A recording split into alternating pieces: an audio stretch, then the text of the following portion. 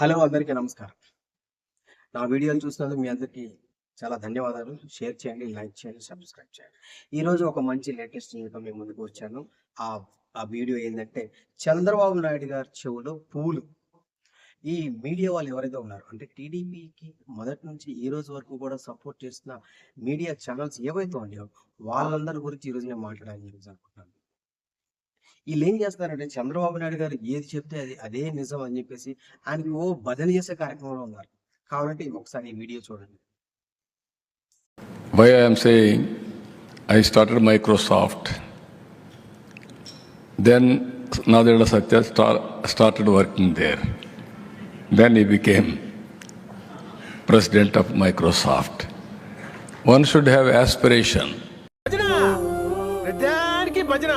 చంద్రబాబు నాయుడు గారికి ఉన్న అలవాటు ఏంటంటే, తాను చెయ్యనివి కూడా తానే చేశానని చెప్పేసి భ్రమలో ఉంటారా? లేదంటే ఈ టీవీ ఛానల్స్ వల్ల మీరు అలా చెప్పండి సార్ మీకే పేరు వస్తుంది, మీరే చేసినట్టుగా పేరు వస్తుంది అని చెప్పేసి చెప్పడం మూలంగా ఆయన చెప్తారో అర్థం కాదు. కానీ మైక్రోసాఫ్ట్ కంపెనీ అనేది హైదరాబాద్ లో స్టార్ట్ అయింది. ఎప్పుడో నేను మీకు చెప్తాను, మీరు గూగుల్ చేసినా కూడా మీకు వస్తుంది. నేను మీకు స్క్రీన్ మీద కూడా చూపిస్తున్నాను. Microsoft started in Hyderabad in 1998, making it the company's second software development center outside the US. The Hyderabad facility has since grown significantly and is a key location for Microsoft development and innovation efforts. కానీ సత్య నాదెల్లా గారు 1992లోనే ఆయన Microsoft లో తీసుకున్నారండి. Microsoft లో ఆయన job లోకి వెళ్ళారు. దానికన్నా ముందు 1990 ముందే ఆయన తన మాస్టర్స్ ని కంప్లీట్ చేశారు అమెరికాలోని ఒక యూనివర్సిటీలో. ఆయన హైదరాబాద్ లో పుట్టారు. తెలుగు రాష్ట్రాలకు సంబంధించిన వ్యక్తి ఆయన, అంటే ఉమ్మడి రాష్ట్రం హైదరాబాద్ లో పుట్టారు. ఆయన గురించి నేను చెబుతాను చూడండి, అది కూడా మీకు స్క్రీన్ మీద చూపిస్తాను. After his masters degree, Nadella began his career at Sun Microsystems in America. Worked as a member of the company's technology staff. He was recruited from Sun Microsystems to join Microsoft in 1992. Hyderabad లో Microsoft అనేది start అయింది 1998లోనండి. దాని operations మొదలైంది 2001లో. నేను చెప్తున్న point మీకు అర్థమవుతుందా? చంద్రబాబు నాయుడు గారు ఏదైనా ఒక అబద్ధం చెప్తే అదే నిజం, అవును నిజమే, నీ వల్లే మైక్రోసాఫ్ట్ అనేది వచ్చింది, నీ వల్లే ఇండియాకి కంప్యూటర్ పెట్టారు, నువ్వే కనిపెట్టావు టెలిఫోన్ అనేది, అసలు అన్ని నువ్వే. ఇన్ని పచ్చబద్దాలా? ఇప్పుడు జగన్మోహన్ రెడ్డి గారి బ్రెయిన్ చైల్డ్ అంటారు నాడు నేడు అనేది. జగన్మోహన్ రెడ్డి గారి బ్రెయిన్ చైల్డ్. గవర్నమెంట్ స్కూల్లో మన పిల్లల్ని జాయిన్ చేయాలి అంటే 10 సార్లు ఆలోచించే పరిస్థితి. పేద పిల్లలు మాత్రమే గవర్నమెంట్ స్కూల్స్ లో జాయిన్ అవుతూ ఉంటారు. ఈ రోజు నాడు నేడు కార్యక్రమంలో భాగంగా గవర్నమెంట్ స్కూల్స్ లో అసలు ఆ క్లాస్ రూమ్స్ ఒకసారి మీరు వెళ్ళి చూడండి. కలర్స్ బెంచెస్ కానీ, ఆ పోడియంస్ కానీ, వాళ్ళకి ఇచ్చిన కంప్యూటర్ ల్యాబ్స్ కానీ, అసలు బాత్రూమ్స్ కానీ, వాళ్ళు తాగే వాటర్ మినరల్ వాటర్ తాగుతున్నారు పిల్లలు. ఈ రోజు మంచి క్వాలిటీ ఫుడ్ తింటారు. అవన్నీ కూడా జగన్మోహన్ రెడ్డి గారు బ్రెయిన్ చైల్డ్ అని చెప్పేసి చెప్పుకోవచ్చు. At the same time medical కాలేజీలు తీసుకొచ్చారు జగన్మోహన్ రెడ్డి గారు, అది ఆయన బ్రెయిన్ చైల్డ్ అని చెప్పేసి చెప్పుకోవచ్చు. 5 మెడికల్ కాలేజీలు కంప్లీట్ చేశారు అధ్యక్ష అని చెప్పేసి టీడీపీ కూటమికి సంబంధించిన ఎమ్మెల్యే సాక్షాత్తు అసెంబ్లీలో చెప్పడం జరిగింది.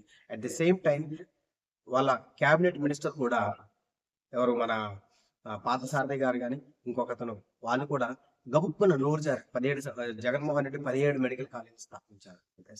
మీరు ఏదైనా చేసి ఇది నా వల్లే జరిగింది అని చెప్పేసి అంటే ప్రజలు నమ్ముతారు. 1998లో మీరు అప్పుడు సీఎంగా ఉన్నప్పుడు మైక్రోసాఫ్ట్ అనేది హైదరాబాద్ వచ్చింది, అది ఓకే. దాని వెనకాల మీ కృషి ఉండొచ్చు, దాంట్లో మీ క్రెడిట్ లేకుండా పోకపోతే చంద్రబాబు నాయుడు గారు. కానీ మైక్రోసాఫ్ట్ స్థాపించిందే నేను, దానివల్ల సత్య నాదెల్లా ప్రెసిడెంట్ అయ్యాడని చెప్పేసి అన్నారు. సత్య నాదెల్లా అనే అందులో ప్రెసిడెంట్ కాదండి, అతను సిఇఓ. వాళ్ళ ఫాదర్, వాళ్ళ కుటుంబం 90s లోనే వాళ్ళు అమెరికా వెళ్ళిపోయారు. అతను అక్కడ మాస్టర్స్ కంప్లీట్ చేశాడు. ఆ తర్వాత సన్ మైక్రో సిస్టమ్స్ లో జాయిన్ అయ్యారు. ఆ తర్వాత మైక్రోసాఫ్ట్ లోకి అతను తీసుకున్నాను.